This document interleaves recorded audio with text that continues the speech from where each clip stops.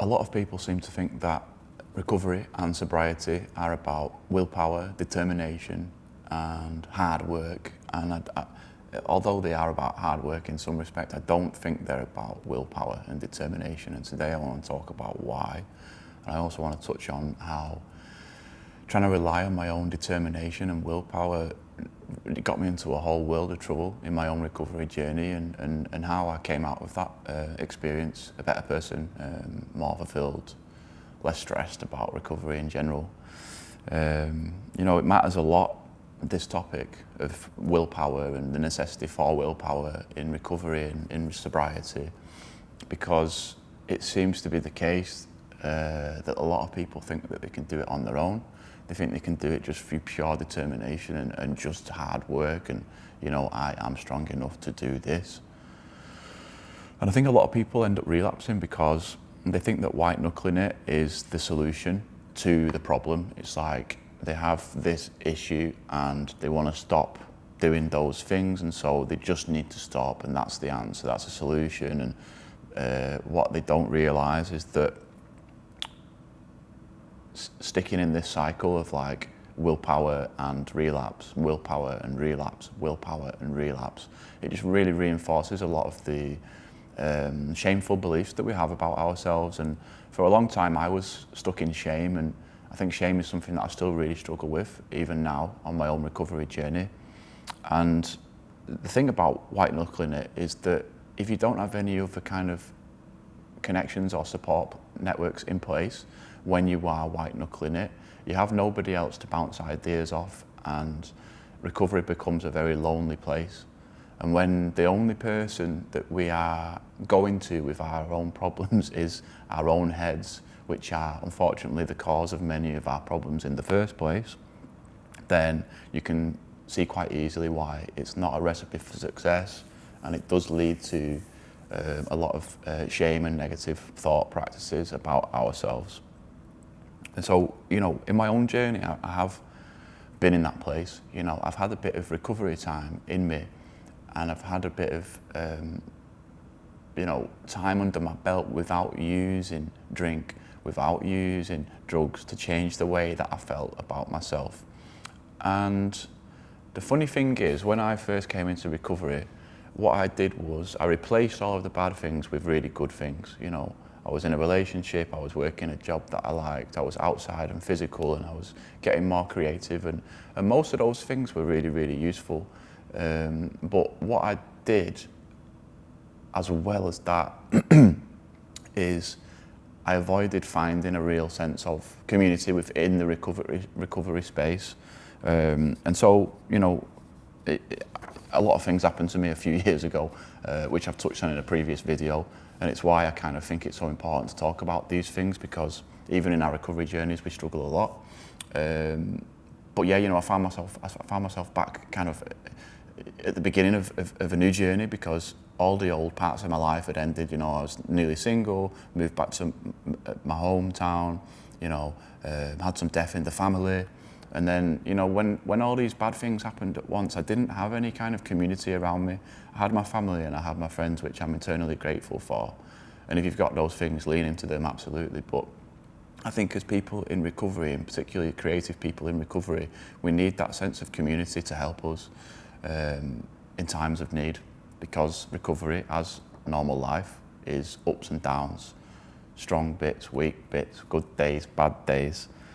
You know, and I really came close to relapsing, that's the truth. I came close to picking up a drink again because my mental health was just not very good. And the way out of that dark patch was not through willpower alone. It was through connection, it was through creativity, it was through sharing my own experience with other people. And so,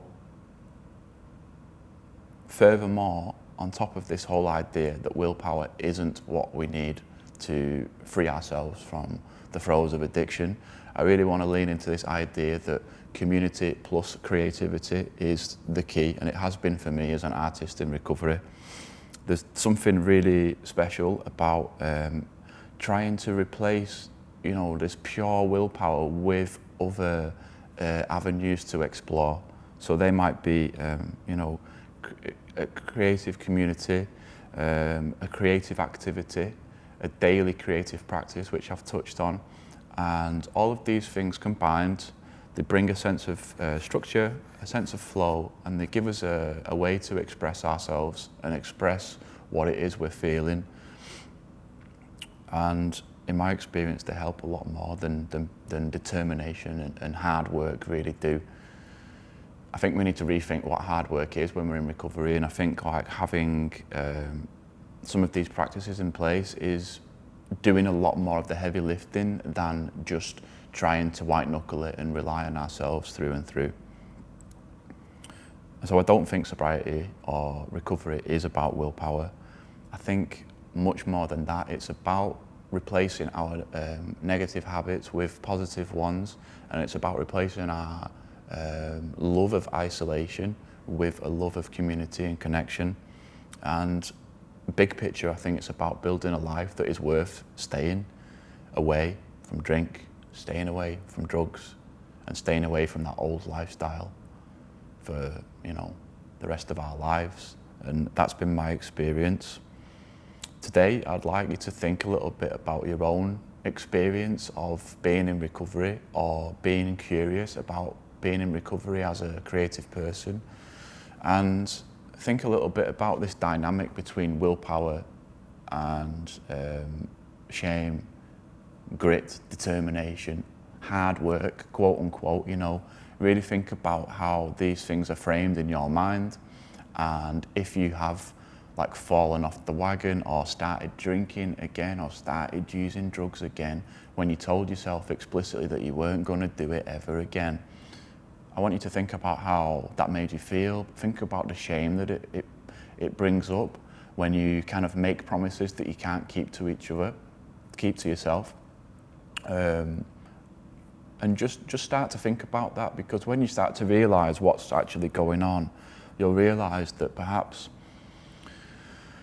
beating yourself up is not the answer, you know. And I think it's really important to acknowledge that compassion through community is key, and self-compassion and self-love through creativity is also key, and the fusion of those two things is really what it's all about in my experience. So yeah, as some of you are aware, I've started this community called Creating Sobriety, you know, shameless plug at the end there.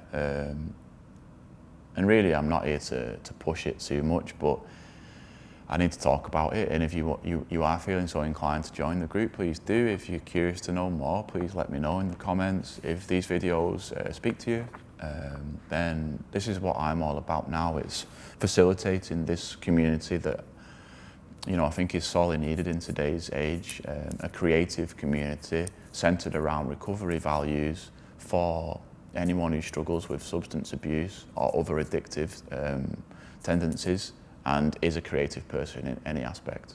You know, whether you're a writer, musician, an artist, a painter, a dancer, an actor, a photographer, whatever it might be. Yeah, give me a comment and let me know. Thanks for watching.